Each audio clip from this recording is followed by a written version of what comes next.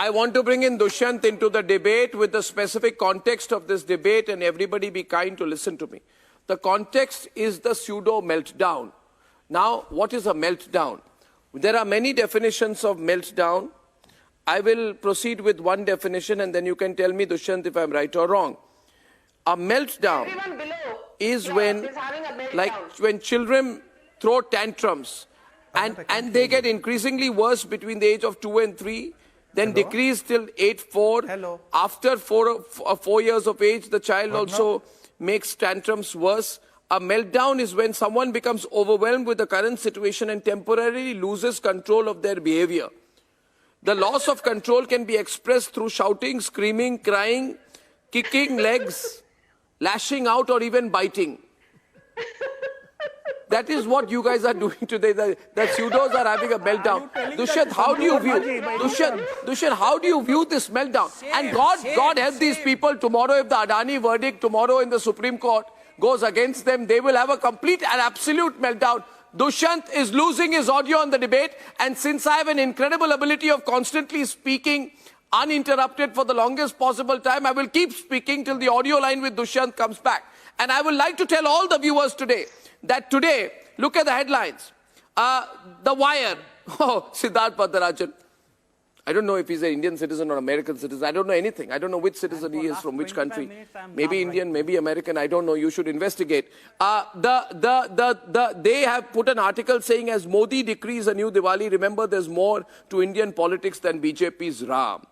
Prashant Bhushan is having a meltdown, right? And he's also jumped on the bandwagon, and he's saying, putting out a cartoon of Lord Ram saying, when you're that big, why do you need votes in my name? The Scroll, Ramachandra Guha, what will the inauguration of the Ram temple portend for India's future? Well, India's future is very good as long as you don't keep writing about India coming to an end.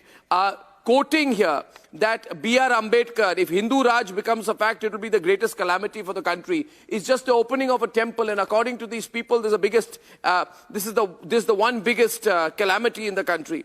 The very, very mediocre writer Pratap Bhanu Mehta, whose writing is absolutely insufferable for the repetitive value and intellectual shallowness that it shows, puts out an article, Ram, I will not find you there. They've gone completely crazy.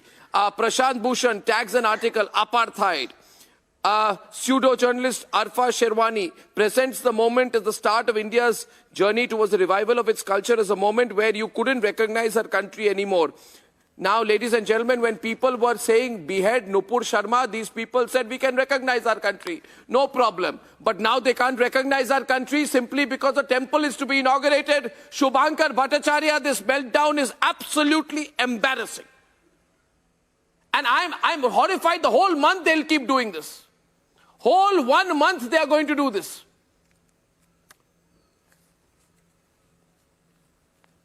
You're trying to paint a picture which actually doesn't exist. And the funny thing is, you're actually making mockery about the entire show on itself. Because you were supposed to be one of the most serious anchors. And now it is now becoming comedy night with Arnab. It is now we are sitting on comedy nights with Arnab. What are you talking about?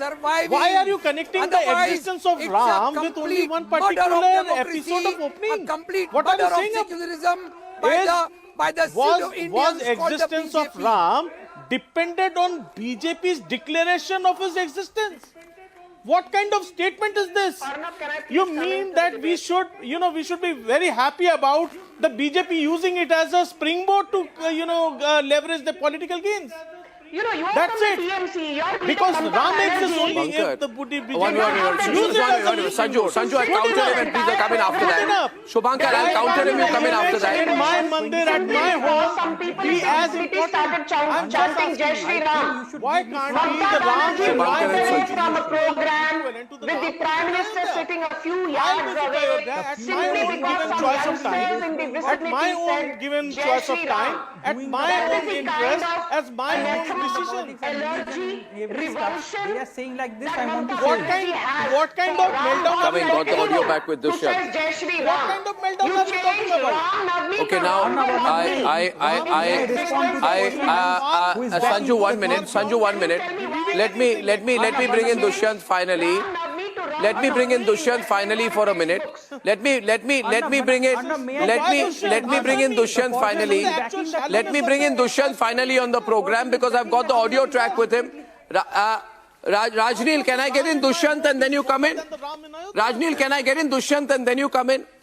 I'll tell you one thing. Sure, now listen to me, Shubhankar. I'm going to respond to you. Shubhankar, I do the most popular, most watched debate program in the country. Today, by your entry into the program, it is certainly becoming a comedy show. You have behaved like a comedian of unparalleled levels. Now, I'll tell you why you are a comedian. You are a comedian because you do not know the year in which the BJP formally supported the Ayodhya movement, which was 1989. You are a completely ignorant person. You are so ignorant. You are so ignorant. BJP has to give a certificate of existence. Are you mad? Are you mad or are you deaf? This is the show. Are you mad or deaf or both?